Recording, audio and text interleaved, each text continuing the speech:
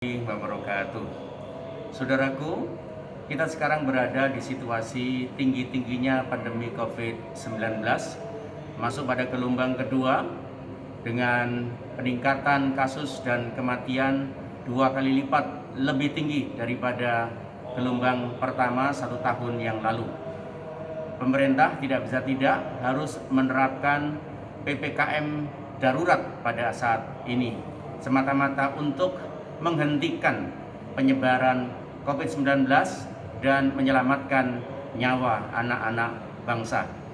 Untuk itulah saya Bu Nasir, pimpinan daerah Muhammadiyah Kota Pasuruan, mengajak kita semuanya untuk mematuhi PPKM darurat tersebut.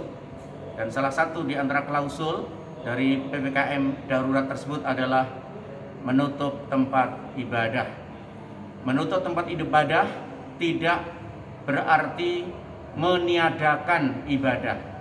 Menutup tempat ibadah tidak identik dengan dilarang untuk melaksanakan ibadah. Akan tetapi kita masih dibolehkan untuk menjalankan ibadah, baik itu sholat maktubah, sholat Jum'ah, maupun sholat Idul Adha yang akan datang. Hanya saja tempat untuk melaksanakan sholat itu diganti di tempat yang lain, yaitu di rumah kita masing-masing. Sholat Jumat kita ganti dengan sholat duhur juga di rumah. Dan sekiranya nanti Idul Adha pun kita harus melaksanakan sholat di rumah atau sekitar lingkungan kita, itu juga tidak menjadi masalah. Mengapa? Karena pada zaman Rasulullah SAW pernah terjadi hujan yang sangat lebat sehingga Nabi tidak pergi ke masjid untuk melaksanakan ibadah sholat maktubah. Beliau malah memilih tinggal di rumah dan menjamak sholatnya di rumah tersebut.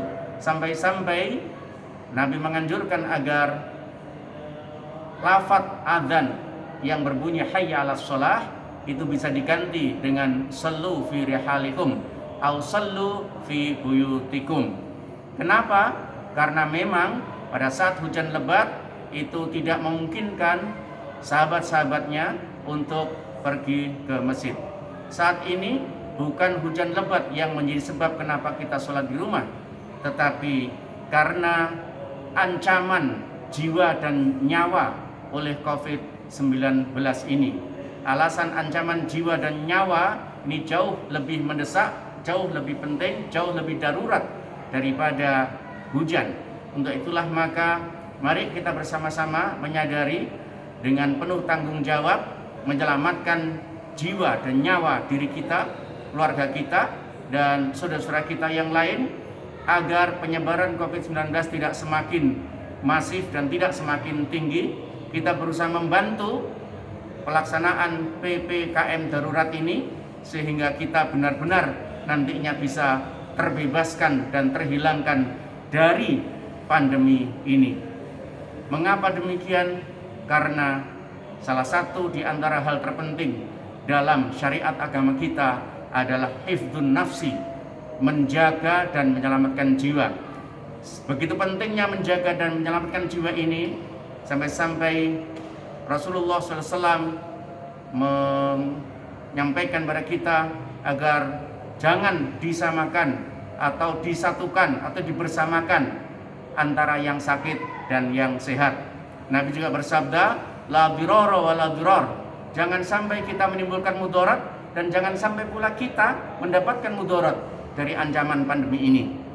Dalam kaidah usul juga dikatakan darul mafasid muqaddamun ala jalbil masalih. Menghindari kemudaratan, kerusakan didahulukan daripada menarik kemaslahatan. Dengan tidak melaksanakan sholat di masjid, di musola, tetapi melaksanakan ibadah dan sholat misalnya di rumah, itu menghindari kemudaratan dan kerusakan tersebut. Itulah salah satu di antara prinsip agama Islam yang sangat mulia, yang sangat tinggi, yang sangat agung. Apa itu? Bisa dilaksanakan oleh kita dalam situasi apapun. Allah tidak membebani kita dengan menjalankan agama lebih berat dan lebih sulit daripada apa yang bisa kita lakukan. La yukallifullahu nafsan illa wus'aha. Dan begitu juga Allah Subhanahu wa Ta'ala mengatakan agama ini tidak dijadikan untuk menambah kesulitan. Sebagaimana Allah berfirman, "Wa ma ja'alakum fid dini min haraj." Tidaklah kami jadikan agama ini bagi kalian untuk membuat kalian itu sulit dan berat. Karena itulah maka mari kita berusaha sungguh-sungguh untuk melaksanakan ibadah di rumah kita, bukan berarti identik dengan menutup masjid dan tidak ada kaitannya dengan larangan untuk menjalankan ibadah, tidak ada kaitannya dengan apa yang disebut dengan tidak mendukung pelaksanaan ibadah. Mudah-mudahan Allah menyehatkan kita semuanya, menghindarkan kita semuanya dari COVID-19 ini dan dari penyakit-penyakit yang lain. Semoga Allah segera menghilangkan penyakit ini dari muka bumi kita. Terima kasih. Wassalamualaikum warahmatullahi wabarakatuh.